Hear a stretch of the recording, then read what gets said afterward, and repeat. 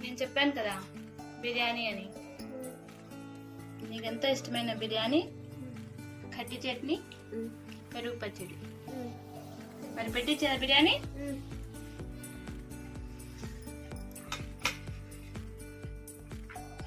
Leg piece చిన్నోడా నీకి?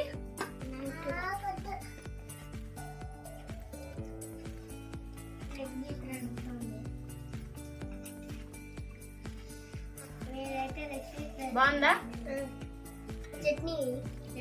ఇది ఫ్రెండ్స్ ఈరోజు మా లంచ్ వీడియో. మీరేం చేసుకున్నారు? కమెంట్ చేయండి, లైక్ చేయండి, షేర్ చేయండి, సబ్స్క్రైబ్ చేయండి.